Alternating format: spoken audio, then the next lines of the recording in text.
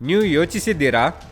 ಮೊಂತಾ, ತೇಜ್, ಆಸಾನಿ, ಮಾಂಡೋಸ್ ಮುಂತಾದ ಹೆಸರುಗಳನ್ನು ಚಂಡಮಾರುತಗಳಿಗೆ ಏಕೆ ಇಡುತ್ತಾರೆ ಎಂದು? ಹಿಂದೆ ಚಂಡಮಾರುತಗಳಿಗೆ ಸಂಖ್ಯೆಗಳನ್ನು ಕೊಡುತ್ತಿದ್ದರು.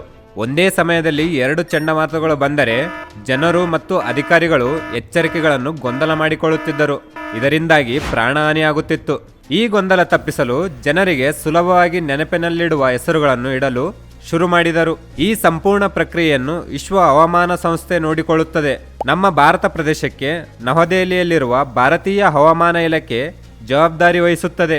ಭಾರತ ಸೇರಿದಂತೆ ಒಟ್ಟು 13 ಸದಸ್ಯ ರಾಷ್ಟ್ರಗಳು ಸೇರಿ ಈ ಹೆಸರುಗಳ ಪಟ್ಟಿಯನ್ನು ತಯಾರಿಸುತ್ತವೆ. ಅವರು ಒಟ್ಟು 169 ಹೆಸರುಗಳ ಪಟ್ಟಿಯನ್ನು ಸಿದ್ಧಪಡಿಸಿದ್ದಾರೆ. ಒಂದು ಚಂಡಮಾರುತವು ಬಲಗೊಳ್ಳುತ್ತಿದ್ದಂತೆ ಈ ಪಟ್ಟಿಯಿಂದ ಕ್ರಮವಾಗಿ ಒಂದಾದ ನಂತರ ಮತ್ತೊಂದು ಮುಂದಿನ ಹೆಸರನ್ನು ಅದಕ್ಕೆ ಇಡಲಾಗುತ್ತದೆ.